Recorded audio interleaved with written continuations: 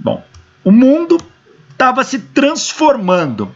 Como que era a evolução social no final da Idade Média?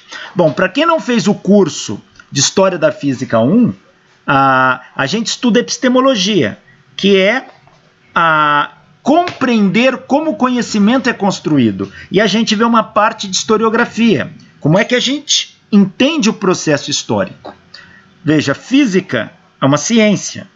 E ciência é uma atividade humana, feita por seres humanos. E os seres humanos são influenciados pelo meio que ele se encontra, quer seja um meio social, político ou econômico. E isso dita o comportamento do ser humano. E é claro, tudo aquilo que o ser humano faz também interfere no comportamento social, político e econômico. Então, é uma faca de duas pontas. O meio afeta o indivíduo e o indivíduo transforma o meio. O cientista não está isolado do mundo. Então, tudo que o cientista faz é um reflexo do mundo que ele vive. E o que ele faz afeta o mundo na qual ele vive. Então, para que a gente entenda a evolução histórica da física, temos que entender, pelo menos, as bases das transformações sociais, políticas e econômicas que ocorreram naquele dado período, na qual o cientista, ou o momento histórico que nós estamos estudando, se enquadra naquele período. Então, a gente precisa entender os processos. História da física não é contar a historinha da vida de físico. Não é isso. História da física é entender como o conhecimento da física foi construído e transformado ao longo do tempo. Então, vamos entender um pouco da evolução social no final da Idade Média. Bom, havia os chamados movimento comunal, que foram do século IX até o século XIII, que estava associado à libertação das cidades da autoridade dos senhores feudais. Os senhores feudais eram grandes proprietários de terra que colocavam camponeses para trabalhar para ele. Esses camponeses viviam num regime de quase semi-escravidão. Não eram escravos, eram livres, porém, tudo que eles produziam na terra, eles tinham que pagar uma parcela para o senhor feudal. Esse senhor feudal, com o tempo, constrói um castelo e uma fortaleza e vira um rei. Então, os reis medievais, muitos deles eram fazendeiros, eram donos de uma propriedade e cuidavam de uma comunidade.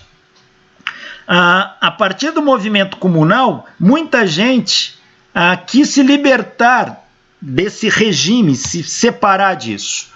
E essas pessoas começam a desenvolver um comércio para ter uma renda própria. Então, a retomada do comércio começa a impulsionar o renascimento urbano. As comunidades até o século XIII eram todas rurais, muito rurais.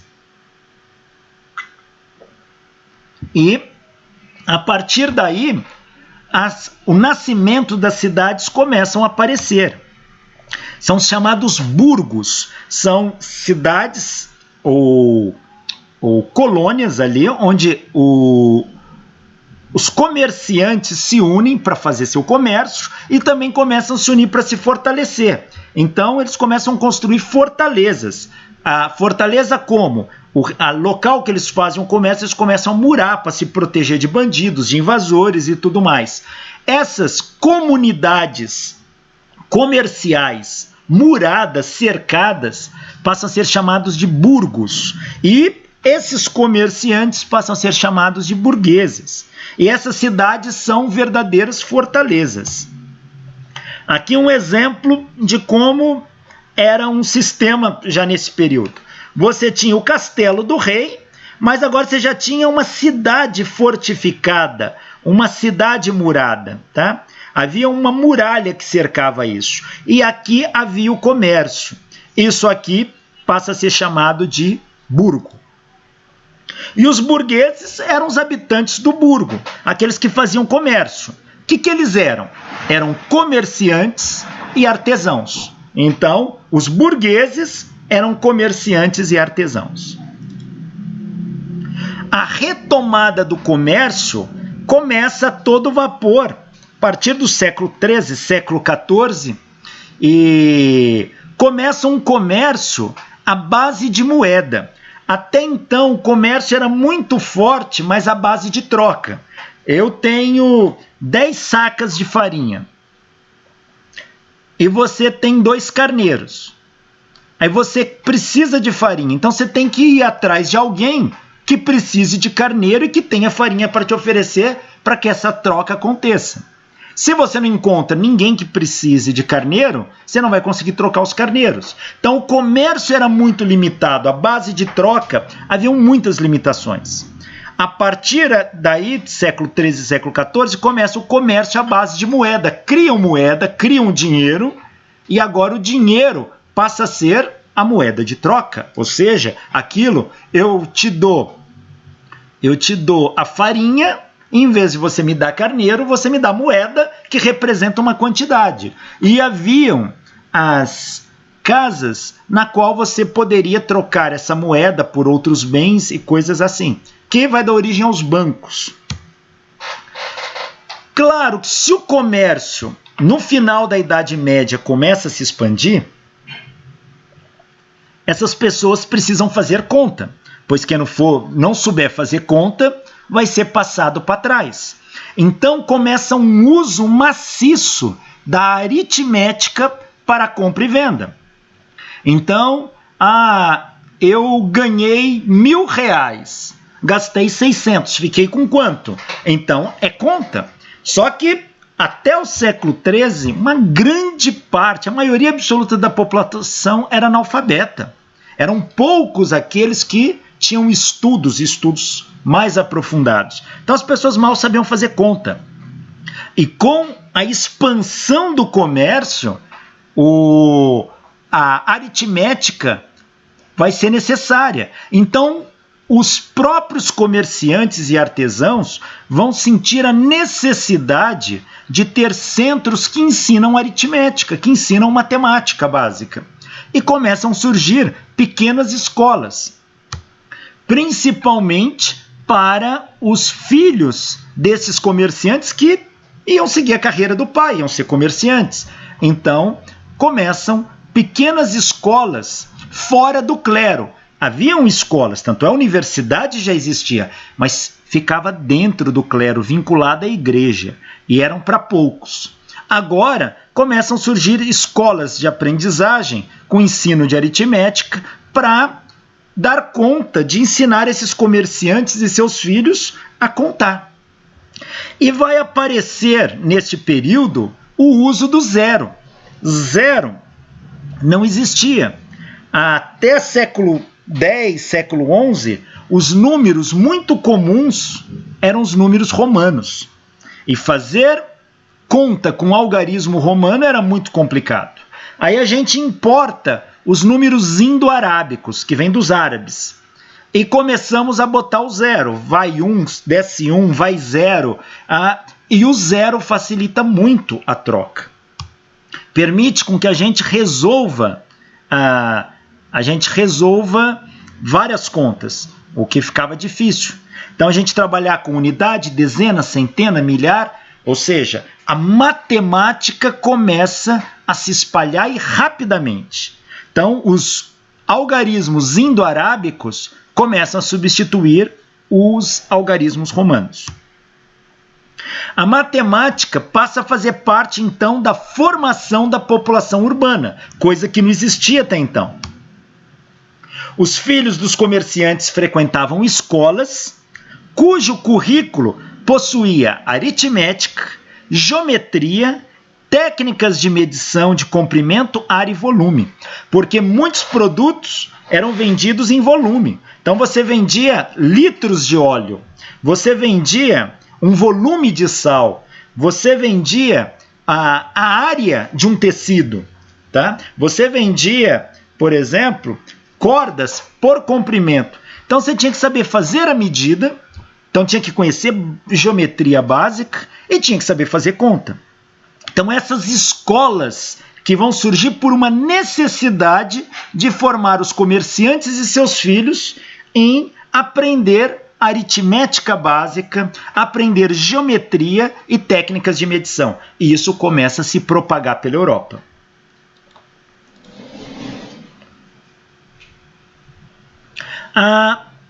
Isso se propaga tanto que vai haver necessidade de uma cartilha. E vai ser impressa a primeira aritmética comercial.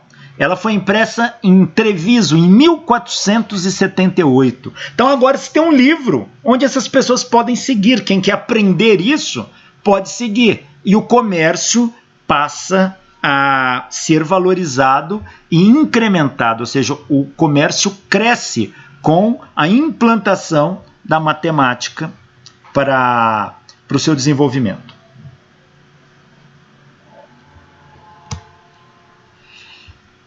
Alemanha e França, além de alguns outros lugares, passaram a editar esse tipo de cartilha. Então se tinha em vários lugares. Era obrigatório em muitos lugares algumas pessoas estudarem antes de entrar no comércio.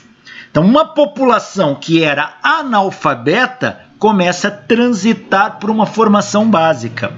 E isso vai impulsionar o comércio e a indústria depois.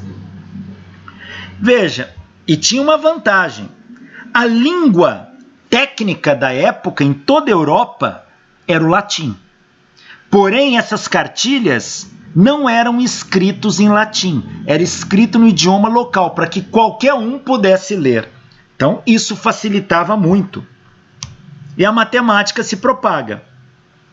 A partir do ano 800, os árabes invadem a Europa. E os árabes vão introduzir a álgebra na Europa, pois até então havia basicamente geometria. E é com os árabes que a álgebra chega.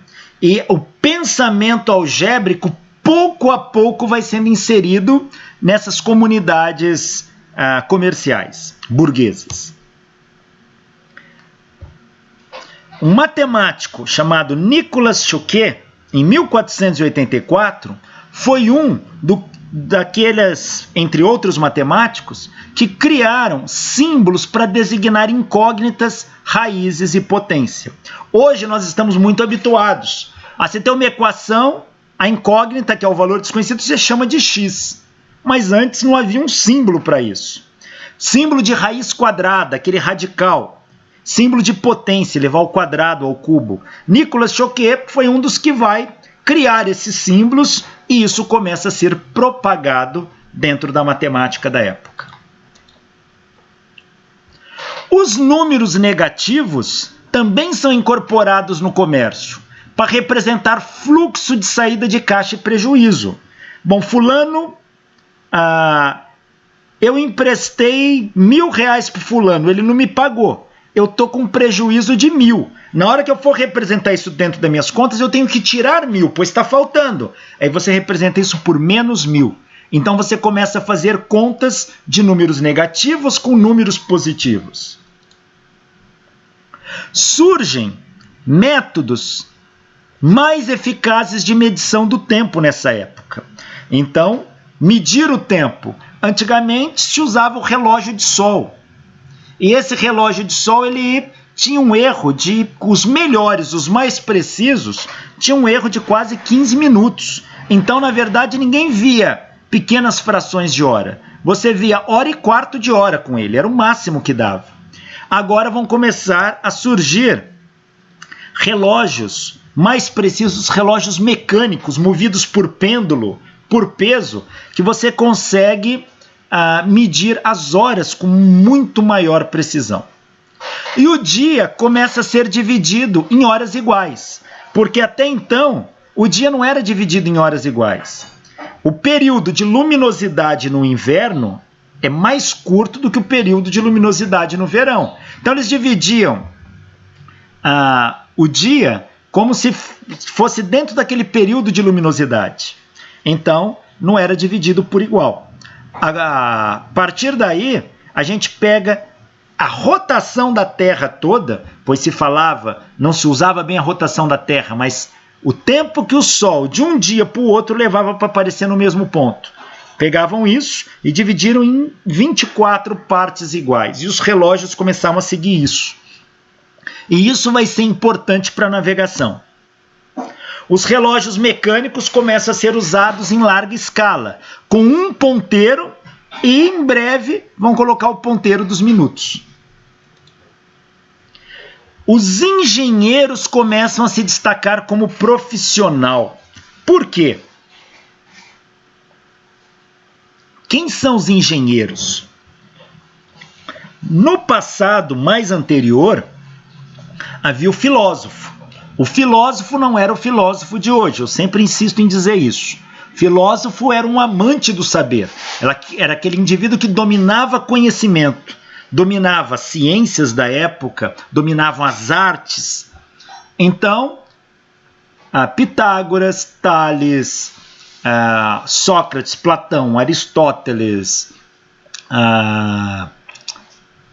Aristarco, Hiparco, enfim, vários outros eram filósofos, tá? Filósofos. Se eles se preocupavam mais em interpretar a natureza, era um filósofo natural.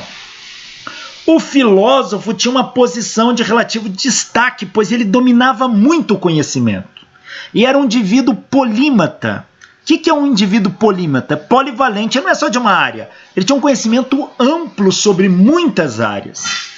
Então, o filósofo era visto como um cara respeitado. O filósofo muitas vezes tinha uma ideia em fazer algo, mas quem punha aquele algo em prática, fazer uma ponte, fazer um castelo, era o artesão. Quem era o artesão? Era um indivíduo que praticava arte. Como que se fala arte em grego? Tekné.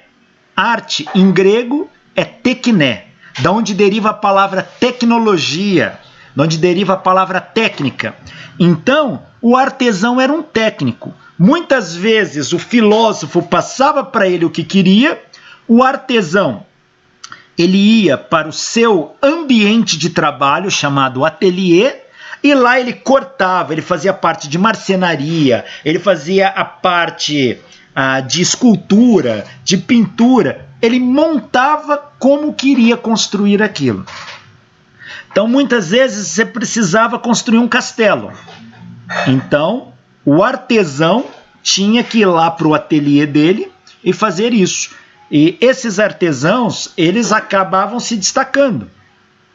Em alguns momentos, o artesão tinha tanta prática na medida que não precisava de nenhum filósofo. O rei queria alguma coisa e já chamava o artesão. E com o passar do tempo, na Idade Média, esses artesãos começaram a criar instrumentos para facilitar a sua vida. O artesão, ele precisava criar uma ponte. Então, ele criava técnicas de como fazer melhor essa ponte. E ele, muitas vezes, precisava reproduzir isso no seu ateliê. O ateliê do artesão é o laboratório de hoje. Então, ele fazia ali no seu laboratório, no seu ateliê, o que ele precisava. E ele pensava muitas vezes, mas para fazer aquela ponte, eu preciso erguer uma pedra de 5 toneladas. Como eu faço isso? Eu preciso de trabalhadores, colocar muita gente para puxar aquilo. Mas eu vou precisar erguer essa pedra por 10 metros de altura. E como eu faço isso? Então ele pensava, construía em pequena escala alguns dispositivos que indicavam ele como fazer isso. Então ele fazia uma máquina, ou seja, um sistema que ele manivelava com uma corda. Aí ele criava aquilo que ele fez em pequena escala em grande escala e punha para funcionar. Essas máquinas que o artesão ia criando ficaram conhecidas como engenhocas. Então, engenhoca era a máquina que esses artesãos criavam, principalmente aplicada à construção civil, castelos, pontes e etc. Máquinas de guerra, canhões e tudo isso. E os indivíduos que começaram a criar essas engenhocas, que eram artesão, eles começaram a ser chamados de engenheiros. Engenheiro é quem faz engenhoca. Daí vem a palavra engenheiro. Mas era o artesão. A partir do final da Idade Média, quase início da Idade Moderna, os engenheiros começam a se destacar como profissional. porque agora ele tinha que saber, tinha que ter o domínio da matemática, o domínio da medição e aplicar isso em escalas. E como o comércio cresce, agora o rei não era o único que tinha um poder aquisitivo elevado. Muitos comerciantes ficaram muito ricos e eles contratavam engenheiros para construir verdadeiras fortalezas. Então, o profissional engenheiro começa a se destacar. Então, no final da Idade Média, nós temos esse parâmetro: o comércio crescendo, a burguesia a todo vapor e o desenvolvimento da matemática muito forte com tudo isso.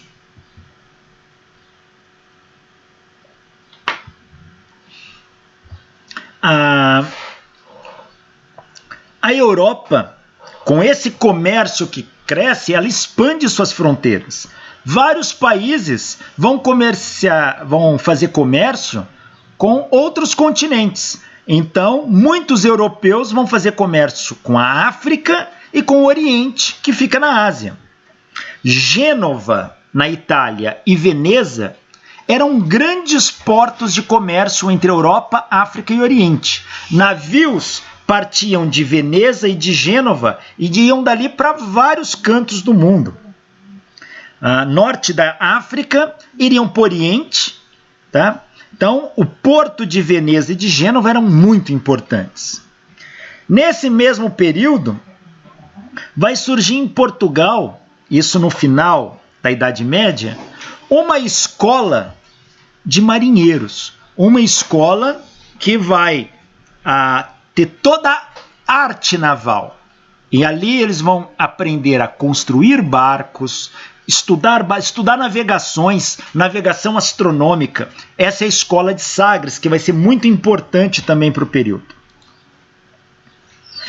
Então, como que eram as viagens marítimas na Europa do século VII ao século XV?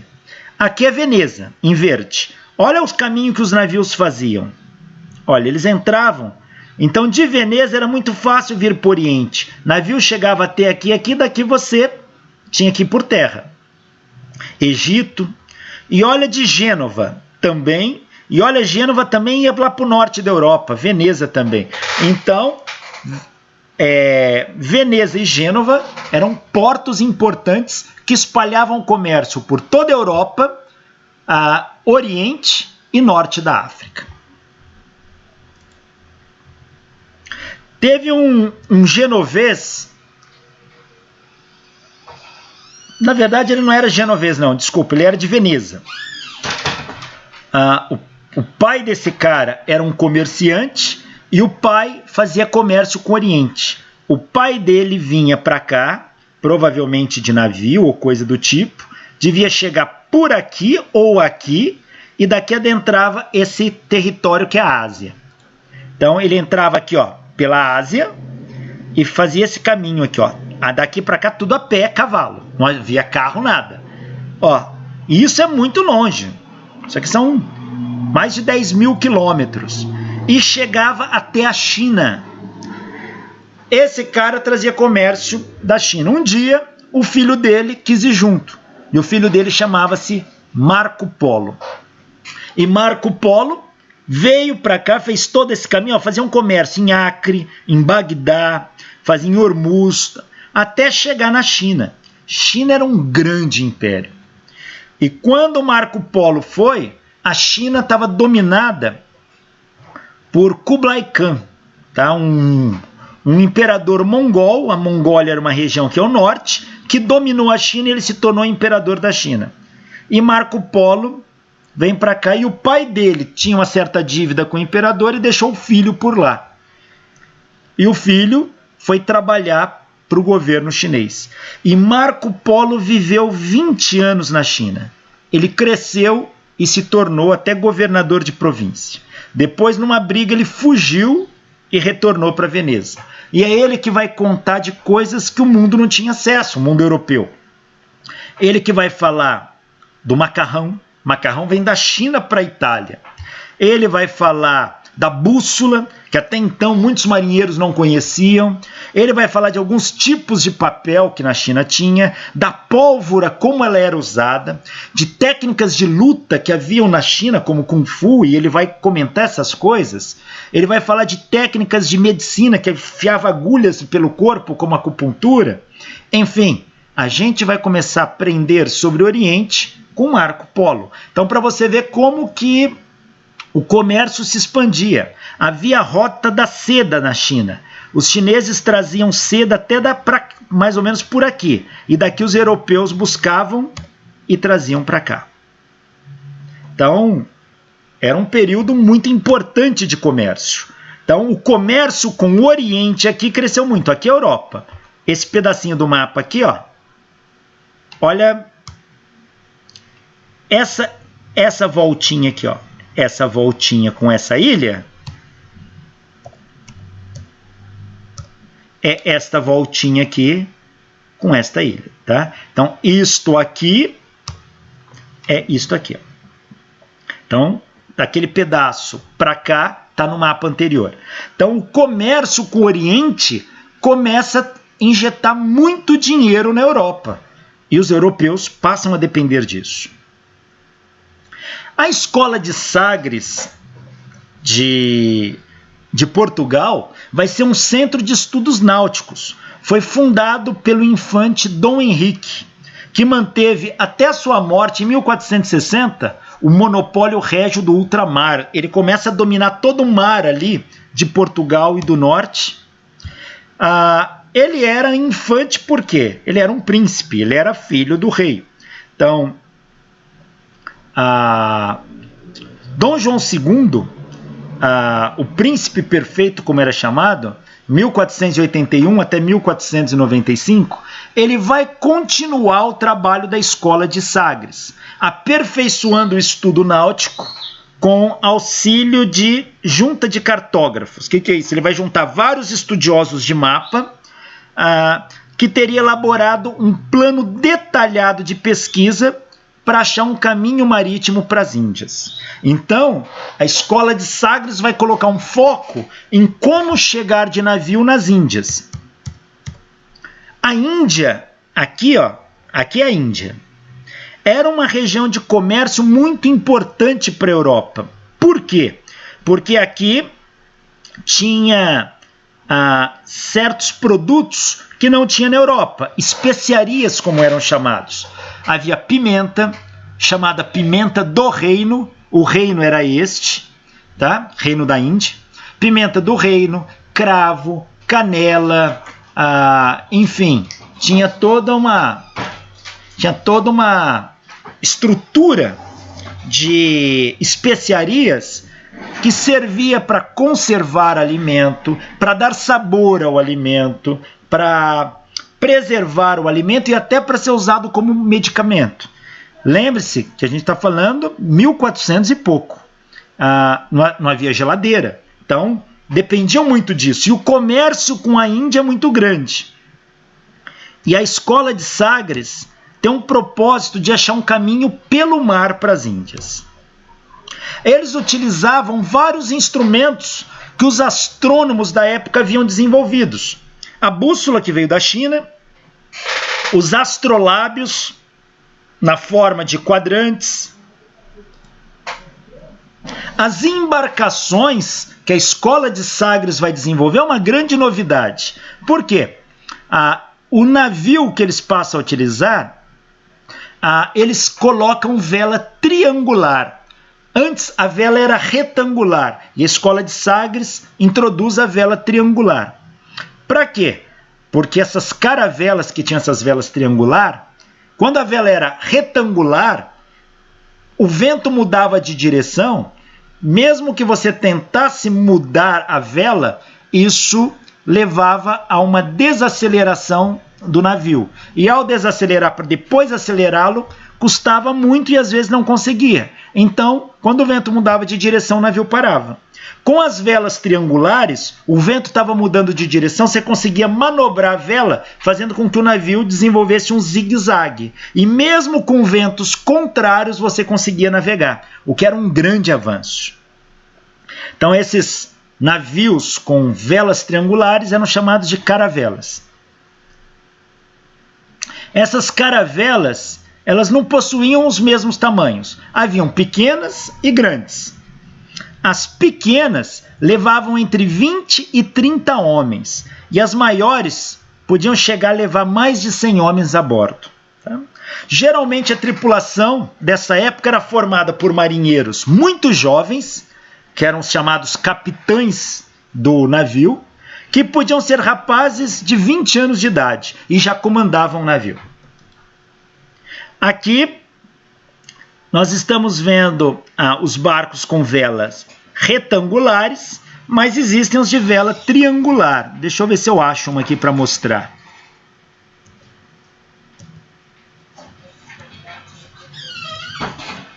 Deixa eu colocar aqui, ó. Caravela, vela triangular. Olha, essas aqui eram caravelas de vela triangular, tá? Então facilitava muito mais a navegação. Então aqui a gente pode ver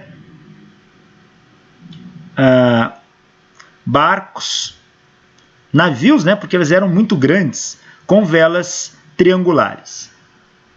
Tá aí.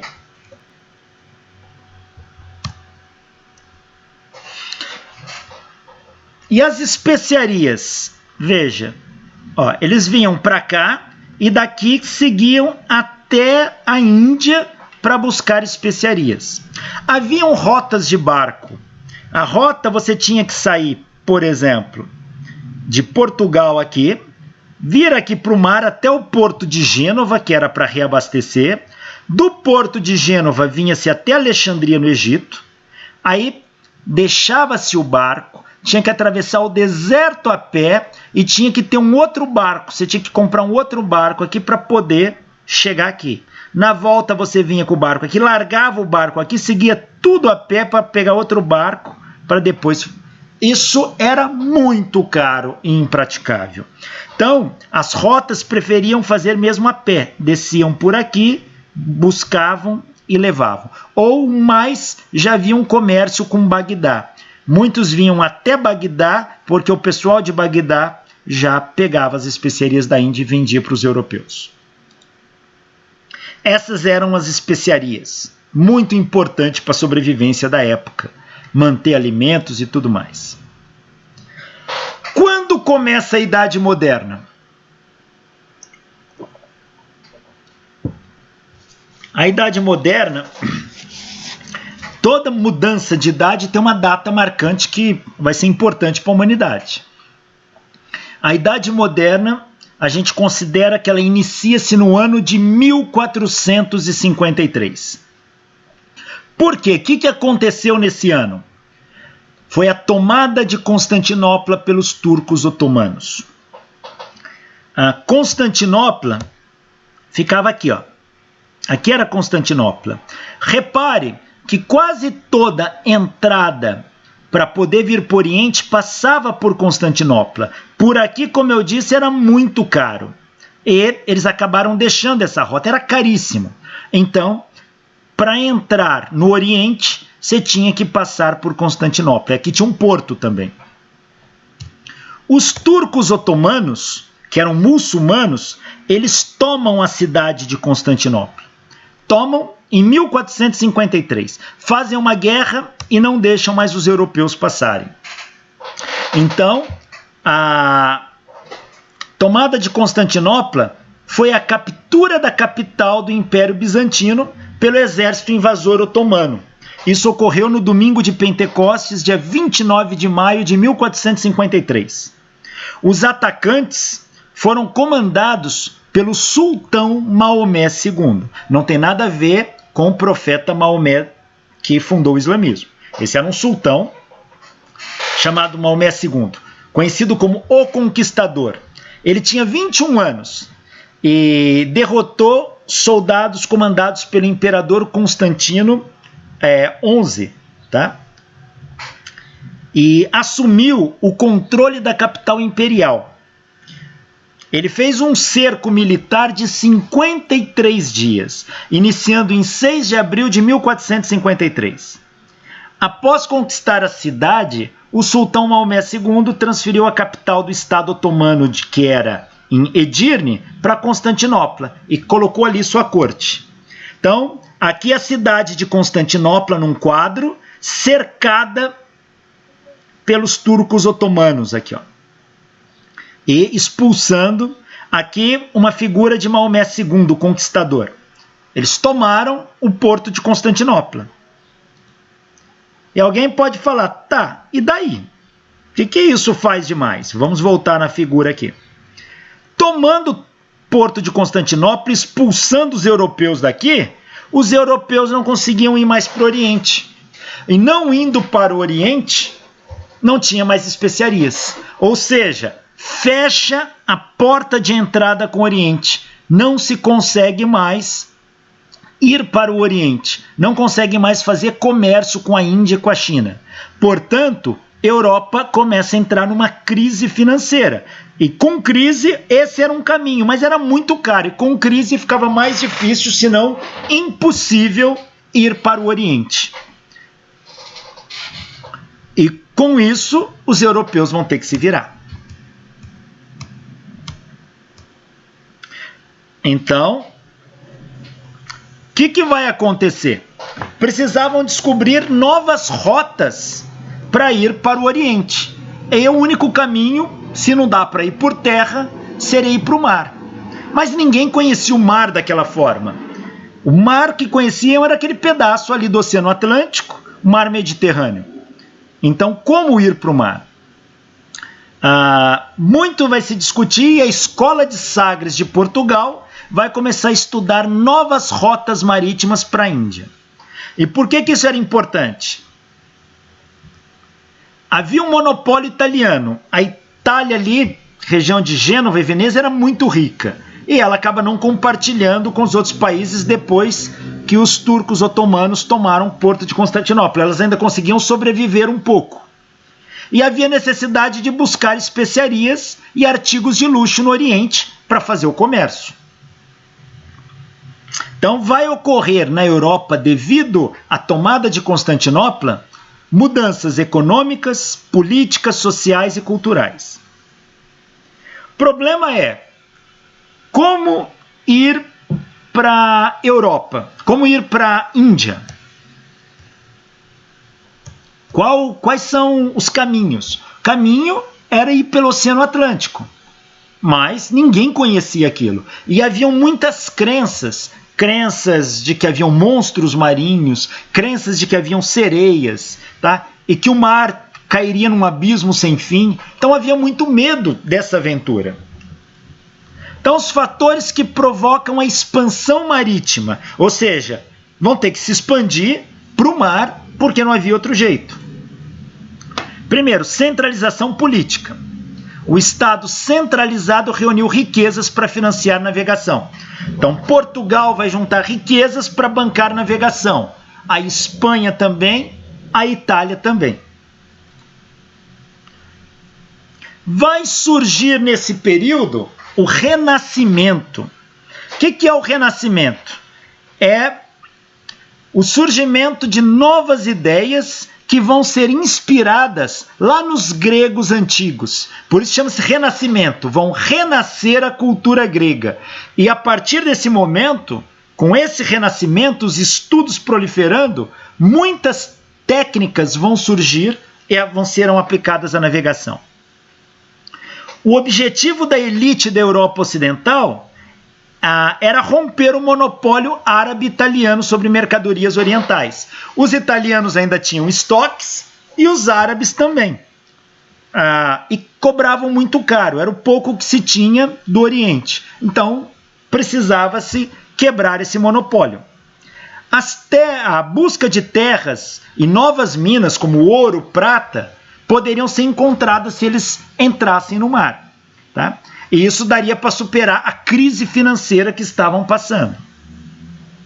E havia um objetivo maior. Se você adentra o mar e descobre novos povos, você poderia expandir a fé católica. E havia uma necessidade de levar o catolicismo a toda a população. Então, tudo isso vai incentivar, principalmente a escola de Sagres, a se aventurar no mar. Mas haviam dificuldades. Entrar no mar não era fácil, não era para qualquer um. A maioria tinha medo. Medo de monstros marinhos, superstições diversas sobre navegação. Então você entrava num navio, você tinha que um ritual. Muitas vezes o navio tinha um mastro, onde todo marinheiro tinha que passar a mão no mastro. Se por acaso um marinheiro não passasse a mão no mastro, isso era sinal de que alguma coisa ruim iria acontecer. Imagina que um dos marinheiros não passasse a mão no mastro, onde todo mundo tinha que passar quando entrar no navio. E no meio dá uma tempestade e esse navio fica em perigo. Pegavam um marinheiro que não passou a mão no mastro e jogavam ele no mar, porque ele foi a causa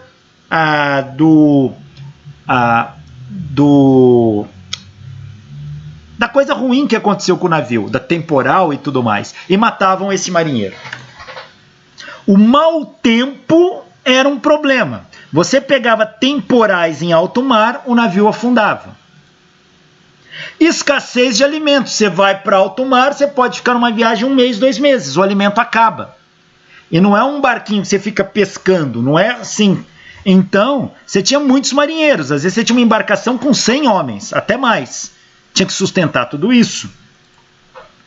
Água potável, esse era um problema. Eles levavam água da terra, então enchiam o navio de água. Não pode beber água do mar, se beber água do mar morre. Então, tinham que levar água potável. E muitas vezes a viagem demorava muito, a água acabava e muitos morriam de sede. Outras vezes, como misturavam com alimentos e outras coisas, surgiam doenças de ratos que ficavam nesse ambiente e contaminava a água. Aí você tinha que jogar toda a água fora. Haviam doenças nutricionais para quem fazia as navegações. Não havia muito alimento. Então o que eles levavam? Carne seca, tá? Não levavam verduras, frutos, porque não tinha como conservar esses produtos. Era basicamente carne seca e álcool. Por isso eles bebiam muito. E comendo um tipo só de alimento, tinham doenças nutricionais. Entre elas, um déficit severo de vitamina C no organismo, que leva a uma doença chamada escorbuto, que faz com que os dentes caiam. Então, muitos marinheiros eram banguelos, sofriam de escorbuto. Doenças infecto-contagiosas, rato transmitia doenças, então às vezes surgia varíola. Quando surgia varíola, quem estava com varíola você tinha que matar, jogar ao mar. Tinha que queimar, às vezes você tinha que incendiar um navio inteiro que pegou varíola. Você tinha piratas, outros navios com pessoas, com bandidos, que te abordavam no mar, te matavam e roubavam teu alimento, roubava teu produto. Outras dificuldades de navegação eram os ventos alísios. Ventos alísios é um conjunto de vento que converge na linha do Equador. No hemisfério norte, os ventos vêm do norte para o Equador. Do hemisfério sul, os ventos vêm do sul para o Equador. Então, aqui é Portugal. Ó. Se um navio saísse daqui, os ventos alísios empurram ele. Mas quando chega aqui, os ventos alísios contrários não deixam ele passar. É difícil passar para o lado de cá. Aí, por isso, a vela triangular facilitou muito. Então havia dificuldades. E correntes marítimas. Correntes marítimas são verdadeiros rios que existem dentro do oceano. E muitas vezes elas também empurram o navio para outros lados. Você tem que contornar isso. Mas os portugueses foram grandes aventureiros na navegação.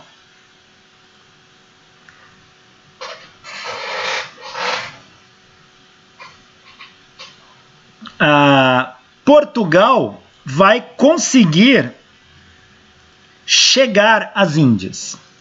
Primeiramente, eles conheciam até aqui, ó, até esse pedaço aqui é a África, tá? Até aqui eles conheciam o mar. mas ninguém passava para cá. E daqui para baixo é a linha do Equador, então os ventos empurravam de volta. Porém, Bartolomeu Dias, ele fez uma viagem de 1487, ele saiu daqui e veio até Cabo Verde. Ele veio sempre pela costa. Ele conseguiu passar com o navio para cá, chegando nessa região da África, e eles acreditavam que a África seria infinita, viria para cá, não teria passagem para o outro lado. Então ele navegou até onde conseguiu. Aí ele veio e descobriu que a África tem um contorno. Então ele chega até aqui, ó. Esse ponto é uma área onde o Oceano Atlântico encontra o Oceano Índico. É um mar muito agitado. E a frota, que ele não vinha sozinho, vinha com alguns navios, chegaram a afundar navios dele aqui. Passou um sufoco.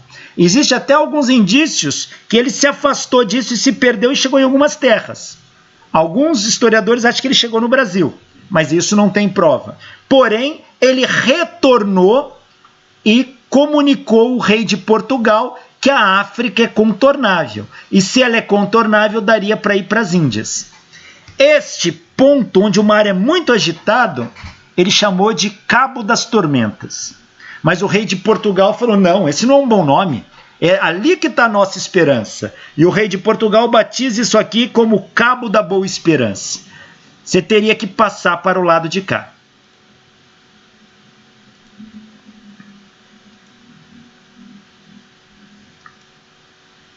Porém, a Espanha se aventura também em adentrar ao mar, né? E a Espanha viu que Portugal estava tendo sucesso, ela também resolve investir nisso. Um genovês, que foi Cristóvão Colombo, ele era italiano, ele parte da seguinte ideia: a Terra é redonda. E a Terra sendo esférica, eu posso dar uma volta em torno dela. Se à frente da Europa tem o Oceano Atlântico, eles não sabiam que tinha terras do lado de lá, achavam que era só águas. Então Cristóvão Colombo tem a seguinte ideia: se ele está aqui e as Índias ficam aqui, se ele navegar para cá, ele pode dar toda essa volta na Terra e chegar nas Índias. Eratóstenes, 300 a.C., já havia calculado o comprimento da circunferência da Terra, em 40 mil quilômetros. Cristóvão Colombo vai pegar esses dados, pois ele tinha essa ideia. Porém, ele consulta um geólogo alemão que fez a mesma medida de Eratóstenes. Porém, ele fez uma latitude muito alta. O que ele mediu foi uma tampinha. Como se cortasse a laranja, ele mediu a circunferência da tampinha, o que deu metade do que Eratóstenes havia medido. E esse cara falou que a Terra tinha só 20 mil quilômetros de circunferência, sendo que tinha 40. Colombo vai pegar esses dados, essa informação, e vai calcular. Se a Terra só tem 20 mil quilômetros, para ele chegar às Índias navegando, ele estimou mais ou menos 3 meses de viagem. E aí, ele tenta convencer o rei de Gênova a financiar essa expedição. Porém, ele não consegue. Aí ele vai até Portugal ver o que Portugal estava fazendo. E depois que ele vê a grandiosidade de Portugal, ele viu que a Espanha queria fazer isso, ele convence o rei da Espanha a financiar. E o rei da Espanha financia a viagem de Cristóvão Colombo para chegar nas Índias dando uma volta na Terra. E Cristóvão Colombo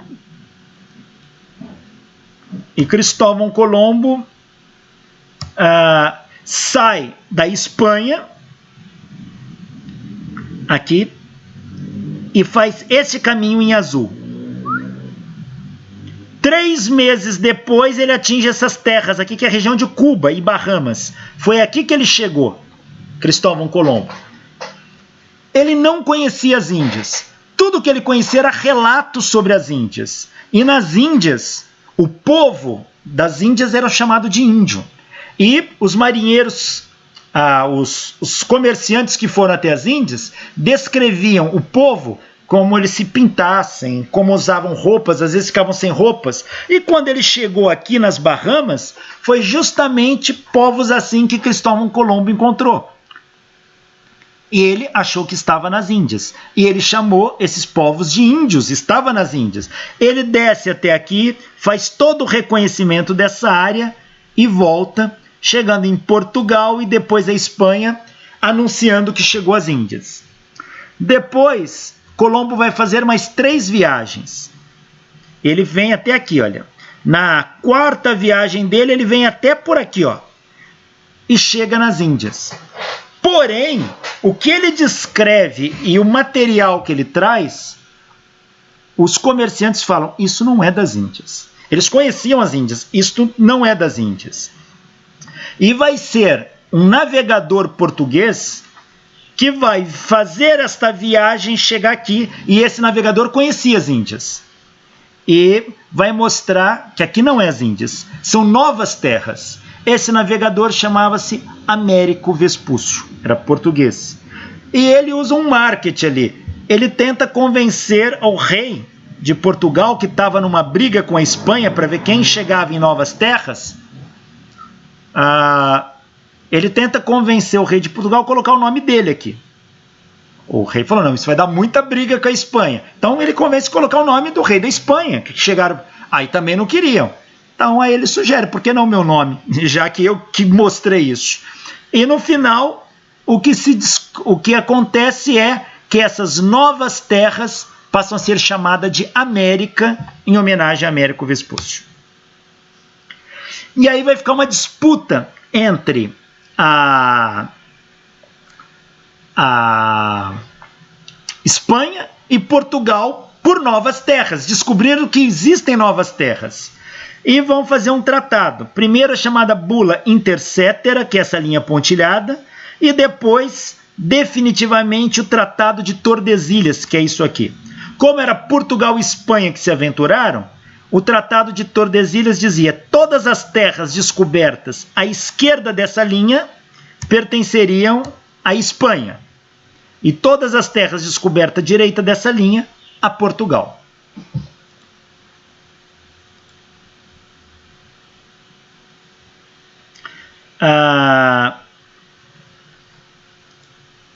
Uma coisa importante é o seguinte, em 1498, deixa eu só conferir a data aqui,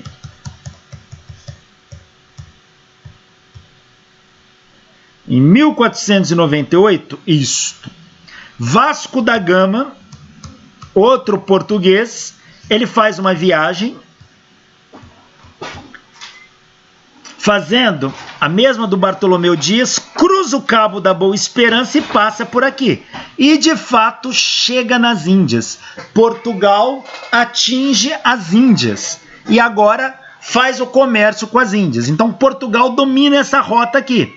E Vasco da Gama é o primeiro a conseguir fazer essa viagem, passando pelo Cabo das Tormentas ou da Boa Esperança, e chegando às Índias em 1498.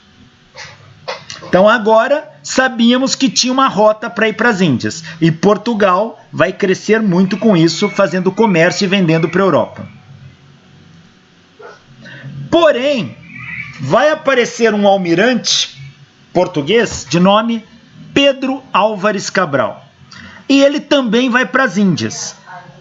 Ele vai sair de Portugal com 13 barcos, 13 navios, e vai para as Índias. Porém, tudo leva a crer que ele recebeu ordens para se afastar, para cruzar ali o Tratado de Tordesilhas, para ver se achava, se poderia ter terras ali, como se suspeitava. Não atravessar o Tratado de Tordesilhas, mas ir para o lado do Tratado de Tordesilhas, para aquela linha, para ver se poderia ter terras. E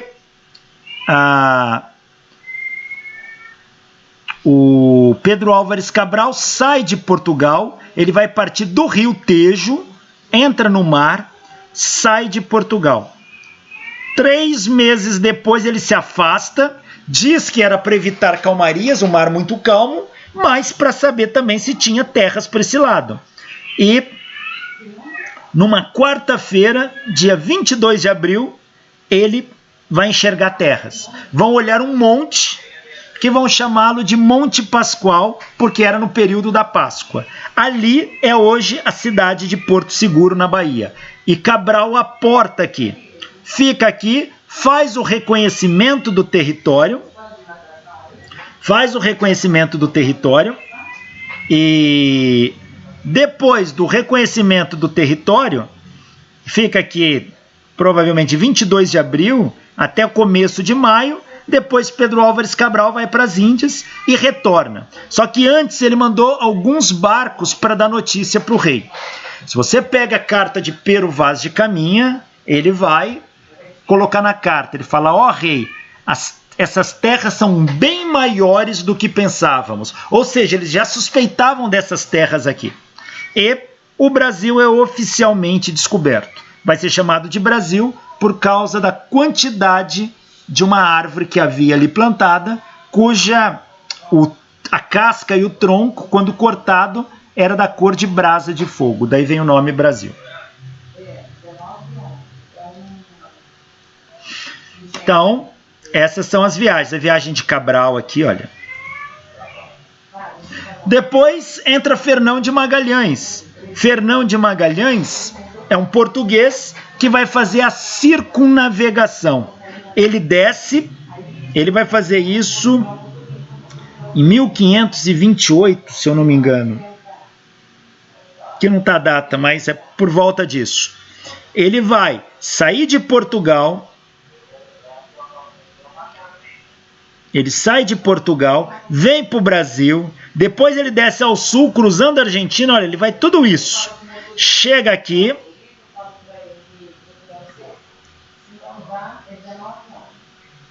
vem para cá, ele vai aqui para as ilhas do Pacífico, ele vai chegar nessas ilhas.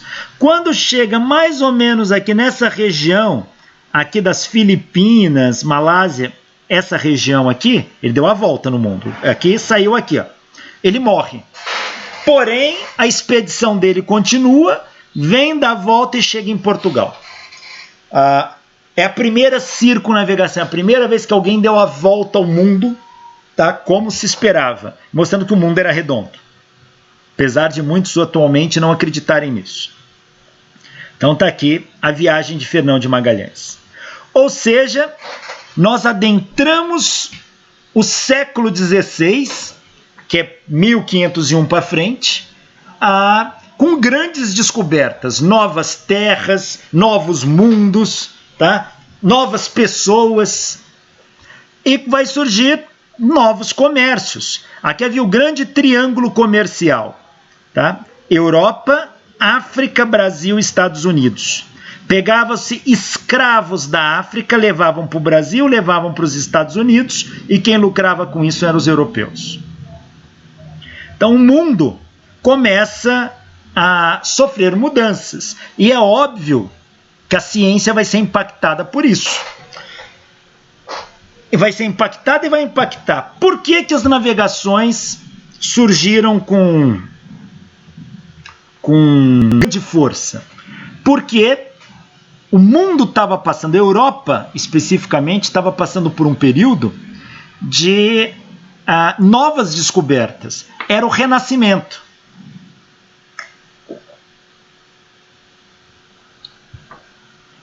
O Renascimento, eles vão se inspirar lá nos gregos antigos e vão aplicar isso ao conhecimento da época.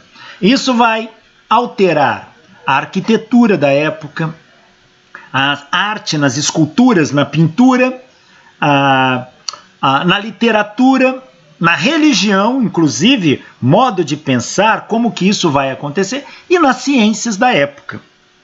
Então o Renascimento vem aparecendo, ganhando força com o início da Idade Moderna. E claro que esses povos vão ter uma visão de mundo. Uma visão de mundo porque muita coisa aconteceu. Eles vão criar uma visão de mundo, uma cosmologia renascentista. Porque muita coisa estava acontecendo. tinham as grandes navegações, a descoberta de novas terras, desenvolvimento da expressão artística, desenvolvimento das expressões arquitetônicas, que vai surgir o estilo barroco, estilo rococó, novos desenvolvimentos da ciência. A Igreja Católica Romana dominava fortemente o pensamento na época, porém vai acontecer uma cisão, vai surgir um movimento protestante que vai fazer com que a Igreja Católica mude a sua forma de agir. As artes e a ciência passavam pelo crivo dos censores da Igreja nessa época. Então você não era livre para fazer o que quisesse em ciência e artes, tinha que passar pelo censor da Igreja. E é nesta situação, neste mundo, que vai aparecer um monge polonês, ele era um monge, um padre católico, chamado Nicolau Copérnico. Nicolau Copérnico. Copérnico viveu de 1473 a 1543. Tá? Ele viveu neste período. Copérnico, ele era de formação monge, ou seja, um padre católico, e muitos padres, muitos monges, iam estudar. Então, ele provavelmente estudou direito e até talvez um pouco de medicina. E vai ser dentro da sua formação que ele se interessa pela astronomia. Ele vai defender um modelo que é chamado modelo heliocêntrico, ou seja, onde o Sol seria o centro do universo. Ele constrói uma cosmologia heliocêntrica pautada na observação e na medição. Mas uma coisa é fato, ele não fez todas as medidas, ele se baseou em medição de outros, mas ele vai fazer a síntese de um modelo heliocêntrico. Até então, o modelo dominante era o modelo geocêntrico de Ptolomeu. Ele vai publicar uma obra chamada Comentariolos. Lembra que essas publicações eram todas em latim. Que o Comentariolos era uma breve introdução seguida de 7 axiomas ou postulados. E os capítulos do livro tinham os títulos: A Ordem das Esferas, os movimentos aparentes do Sol, os movimentos uniformes não devem se referir aos equinócios, mas sim às estrelas fixas. Isso era o título de um capítulo, hein? A Lua, os 3 planetas superiores, Saturno, Júpiter e Marte, e outro capítulo chamado Vênus, e outro capítulo chamado Mercúrio. Tá? Tudo isso fazia parte do livro Comentariolos de Copérnico. Ele dedicou muito tempo escrevendo essas coisas.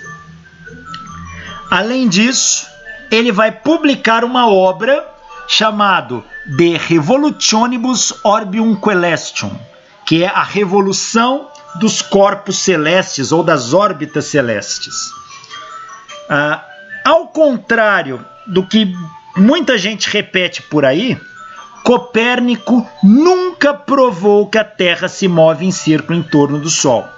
Copérnico não fez isso. Só um minutinho, só desligar o celular que está despertando e está atrapalhando aqui. Só um momento.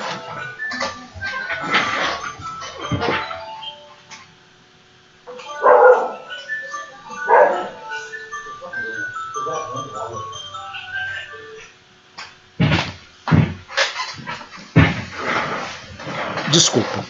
Então, voltando. Copérnico nunca provou que a Terra gira em volta do Sol. Tá? Ele não tem essa prova.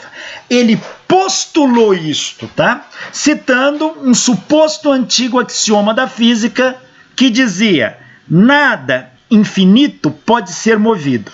E daí ele concluiu que os céus deveriam estar em repouso.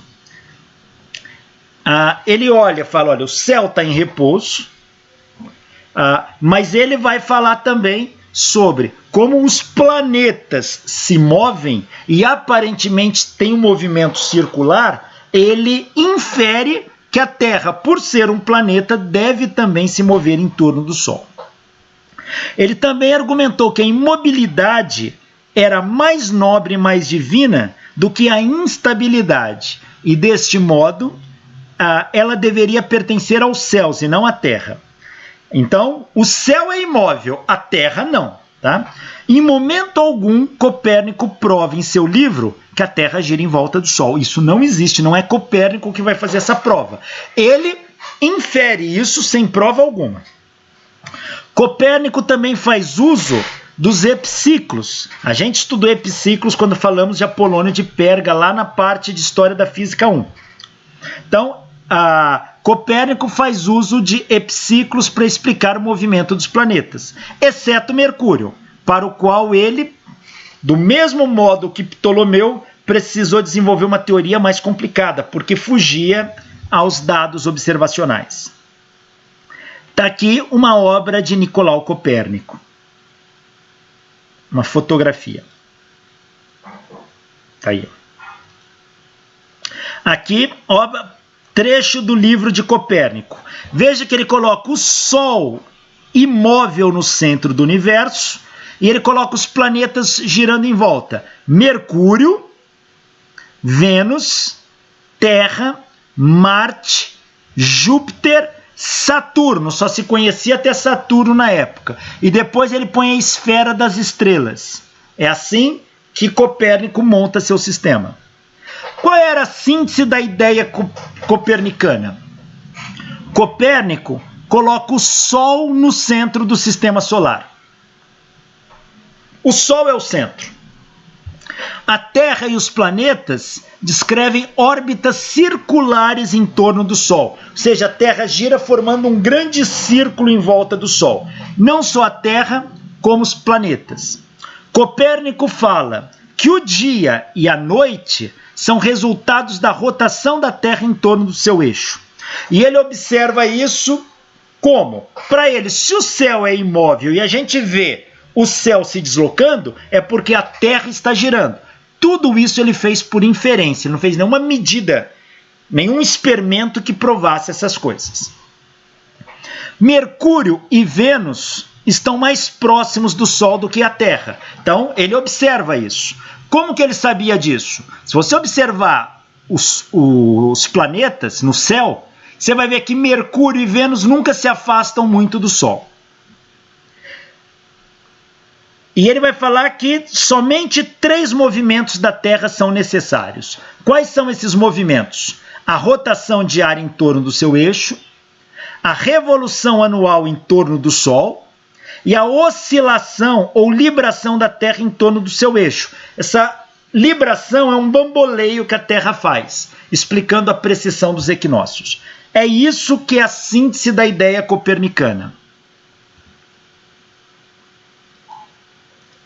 Copérnico, ele também chega à seguinte conclusão: os planetas internos se movem mais rápido do que a Terra.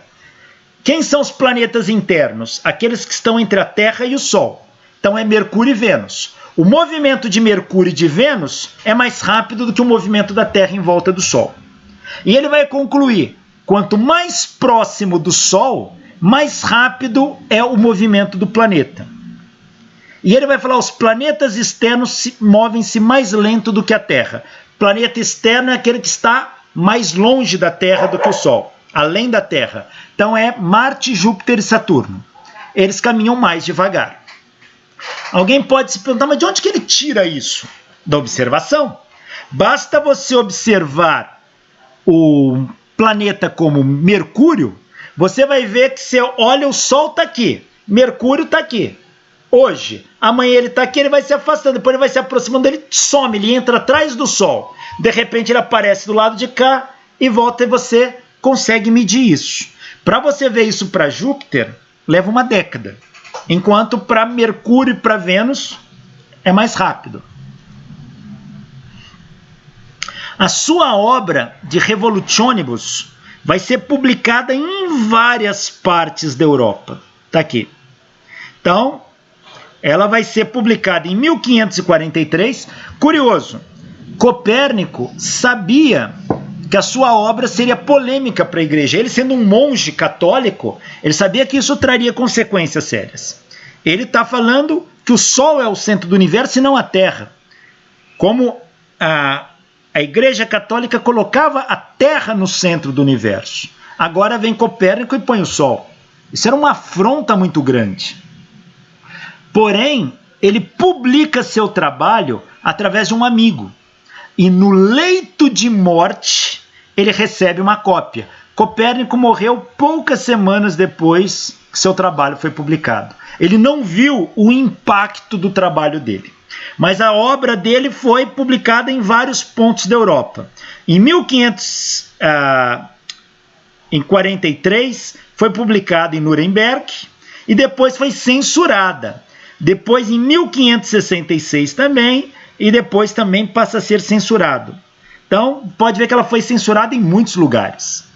Por quê? No sistema de Ptolomeu, a Terra é o centro. O Sol gira em volta da Terra. E Marte, por exemplo? Marte gira em volta de um ponto que gira em volta da Terra, que é o epiciclo.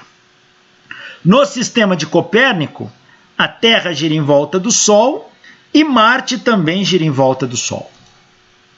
Está aqui uma figura de Copérnico. E como que eram feitas essas medidas? Olha aqui, você está vendo o Sol se pôr. E você vê Mercúrio e Vênus logo em seguida. Você pega um teodolito, um astrolábio, por exemplo, e mede quantos graus Mercúrio está acima do horizonte em relação ao Sol. Então você vai medir essas distâncias angulares. Você vai ver que Mercúrio está 28 graus distante do Sol. E Vênus, você abre aquele transferidor mesmo. É assim que ele fazia a medida. Porém, boa parte da análise de Copérnico foi feita em cima da medida de outros. É claro que para entender um pouco melhor as conclusões do trabalho de Copérnico, a gente precisa entender o conceito de configuração planetária. Deixa eu ver que oração dá tempo de eu falar isso.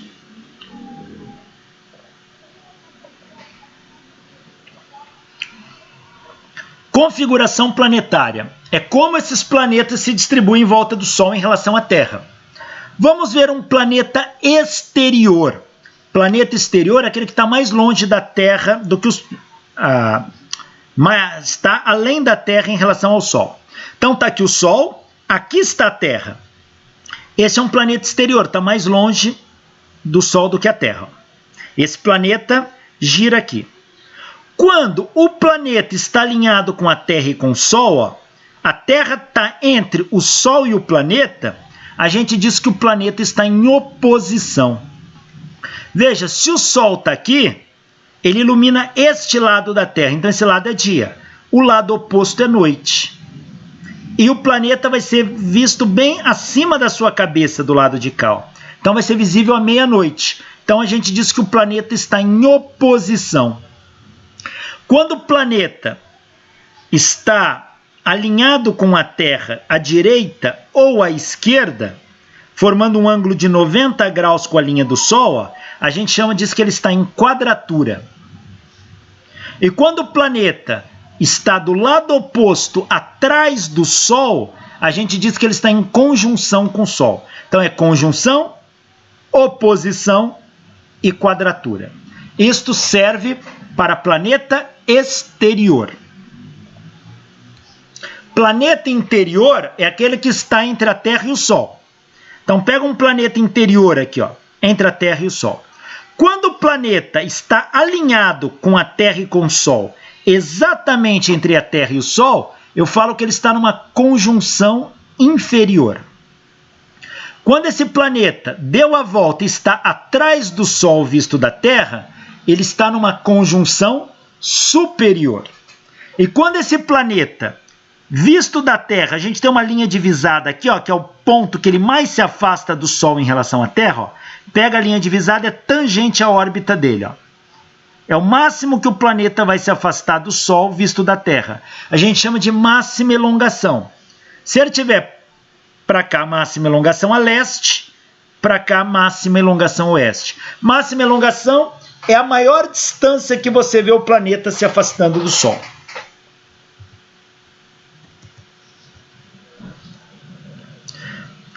Período sinódico de um planeta.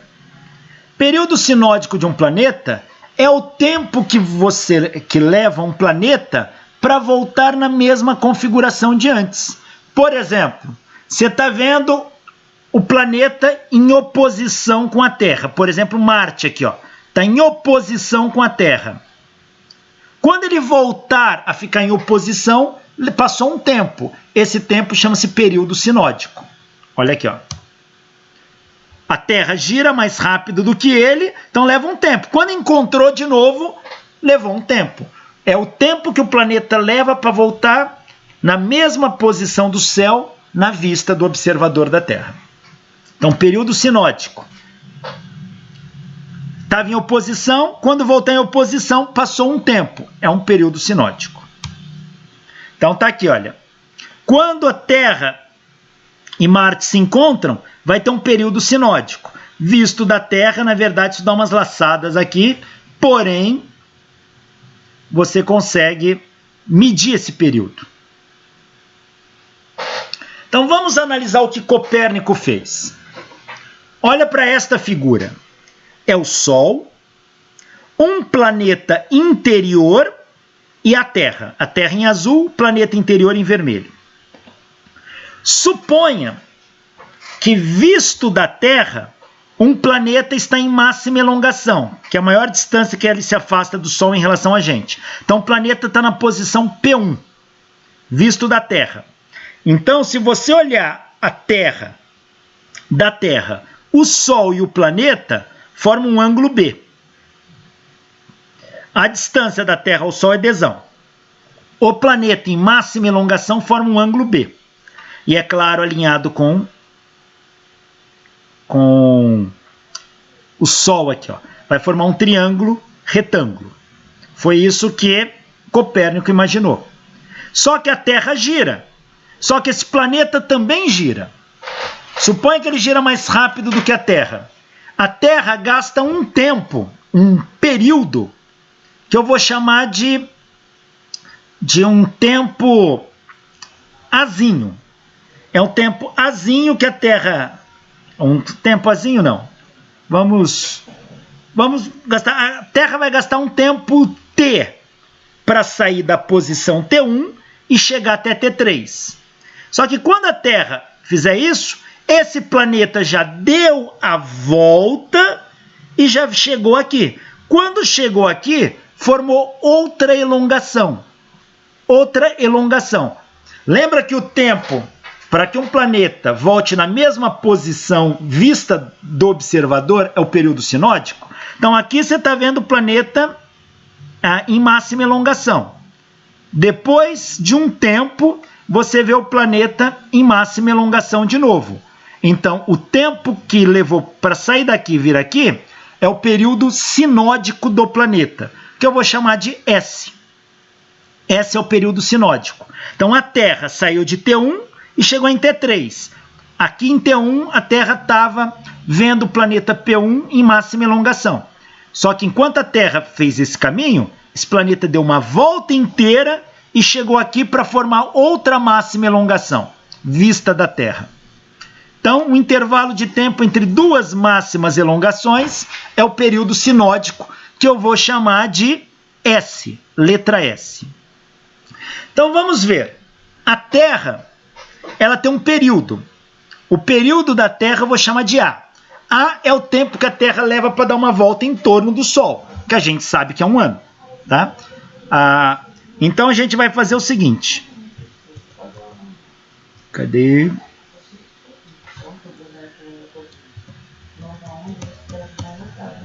Então, nós vamos fazer o seguinte. Vamos desenhar. O Sol está aqui. Aqui está o planeta interior, a órbita dele. Aqui está a órbita da Terra. Está aí. Imagina que a Terra esteja nessa posição aqui, ó. Aqui é a Terra.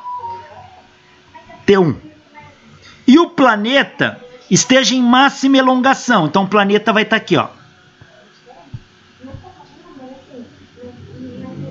Formando essa angulação com o Sol aqui. Só que a Terra vai se deslocar daqui para cá. Ó. Imagina que a Terra chegue aqui.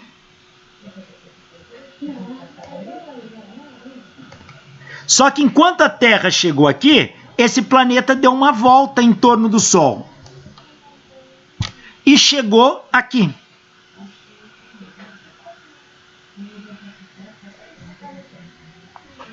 E aí nós vamos ter esta configuração de novo. Outra máxima elongação aqui, ó. Daqui para cá, a Terra percorreu um ângulo azinho. Então, este é o ângulo azinho que a Terra percorreu. E é claro, o planeta também. Veja, se a Terra dá uma volta de um ano, vou chamar o ano de azão. Se num período de um ano a Terra dá uma volta de 360 graus,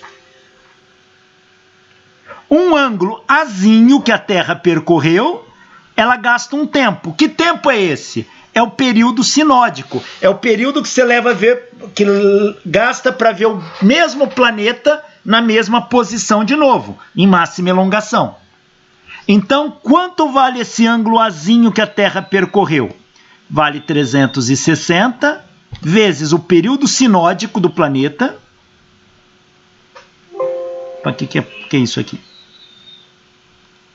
Dividido pelo ano da Terra. Este é o ângulo que a Terra percorreu azinho. É este ângulo aqui, ó.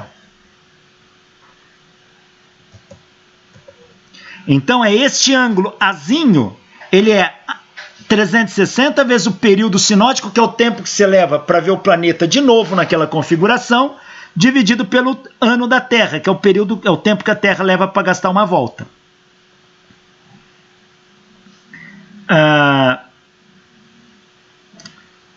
Veja, mas no mesmo intervalo de tempo, o planeta interior, que é mais rápido do que a Terra, ele saiu da posição P1, deu uma volta em torno do Sol e percorreu mais o ângulo azinho, ó. Ele deu uma volta de 360 graus mais o ângulo azinho aqui, ó. Então, para percorrer o período sinódico, o planeta andou 360 graus mais um ângulo azinho. Vamos fazer aqui. Então, apagando isso aqui, ó. Então, olha aqui, ó. O planeta deu uma volta em torno do Sol, que é 360 graus, mais um ângulozinho no período sinódico visto da Terra, que é o tempo S. Então, no tempo S, o planeta andou 360 graus mais um ângulozinho. Que barulho, gente. Então, agora eu pergunto, e no tempo? E no tempo T, que é o tempo que o planeta leva para dar uma volta em torno do Sol? Ele andou 360 graus. Foi isso que Copérnico fez. Só que o azinho, ele tirou lá da Terra. É 360 vezes S sobre o ano da Terra. Substituindo isto aqui, vai ficar assim. S sobre T é igual 360 que multiplica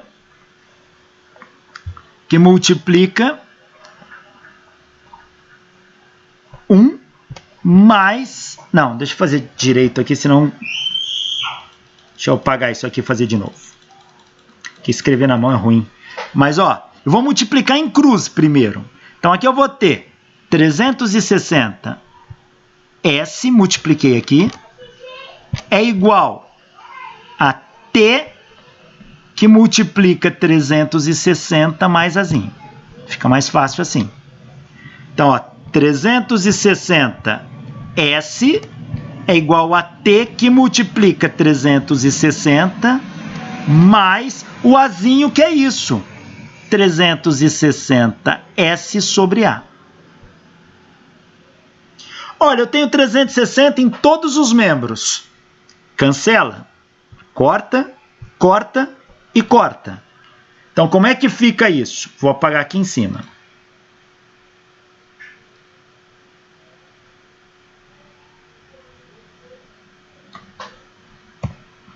Então, como é que fica isso? Vai ficar assim. Aqui sobrou S é igual a T, que multiplica 1 mais S sobre A. Foi isso que deu a conta.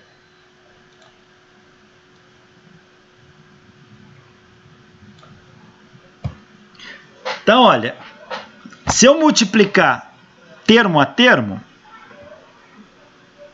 eu vou ter isso aqui, ó. S é igual a T mais T vezes S sobre A. Se eu dividir os dois lados da equação por TS, então dividindo toda a equação por T vezes S, eu vou ter S sobre T vezes S é igual a T sobre T vezes S mais T vezes S sobre T vezes S vezes A. Ó, S aqui cancela. T aqui cancela. E TS aqui cancela. O que sobra? Sobra 1 sobre T é igual a 1 sobre S mais 1 sobre A.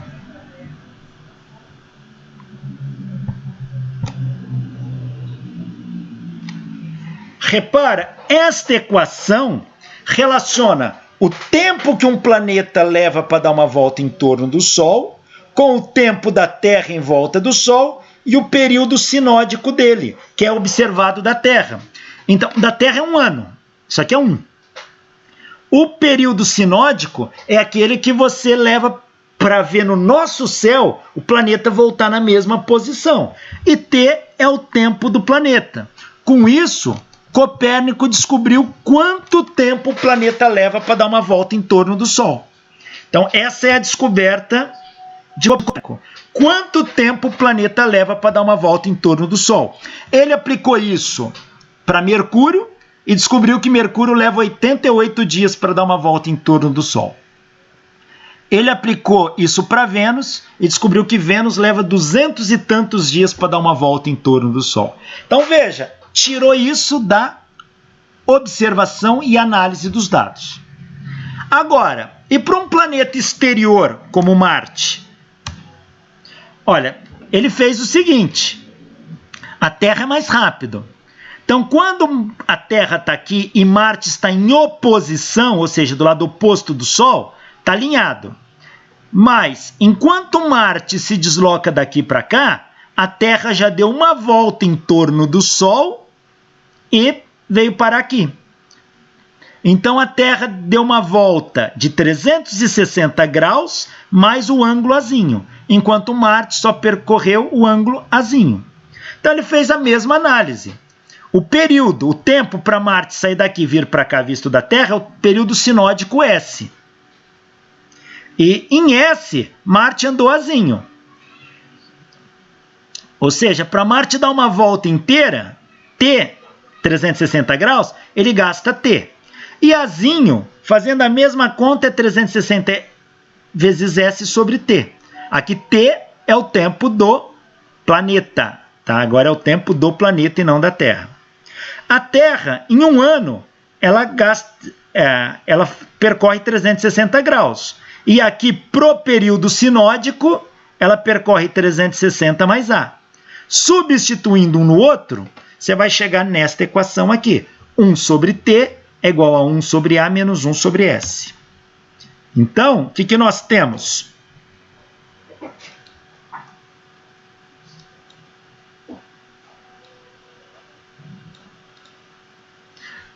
Para o planeta interior, Copérnico chegou que 1 sobre o tempo para o planeta dar uma volta em torno do Sol é 1 sobre o tempo para a Terra dar volta em torno do Sol, mais 1 sobre o período sinódico, que é o tempo que eu levo para ver o planeta na mesma posição no céu. E para um planeta exterior, Copérnico chegou que 1 sobre o tempo do planeta é igual a 1 sobre o tempo para a Terra dar uma volta em torno do Sol, menos 1 sobre o ano sinódico. Então, esta é a equação que Copérnico tira para isso. Olha aqui este exemplo. Vou fazer rapidinho que está finalizando a aula. Sendo de 780 dias o período sinódico de Marte, o que significa isso? Eu vejo Marte em máxima elongação a oeste, por exemplo. Aí eu vou observando Marte no céu. Quando ele voltar em máxima elongação oeste, eu vejo quanto tempo se passou. E você vai ver que para Marte sair de uma posição dessa e voltar na mesma posição, gasta 780 dias. Então esse é o período sinódico de Marte. O período da Terra, que é o tempo que a Terra leva para dar uma volta em torno do Sol, é 365,256 dias. Quanto tempo leva para Marte dar uma volta em torno do Sol? Ponho nessa equação para planeta exterior, faço a conta, ponho para período sinódico 780, que eu ponho aqui, da Terra 365,25, faço a conta, isso dá um período de 688 dias. Então Marte gasta 688 dias para dar uma volta em torno do Sol. Foi isso que Copérnico fez e nos apresentou e nos deu toda essa base. E os dados astronômicos modernos confirmam cada vez mais isso. Na próxima aula eu vou falar sobre como... vamos recapitular um pouquinho sobre o trabalho de Copérnico para enfatizá-lo e vamos falar sobre outras visões que estavam acontecendo, principalmente na área de astronomia, na Idade Média, até chegarmos em Kepler. Mas isso é um assunto para a nossa próxima aula. Até lá! Então vamos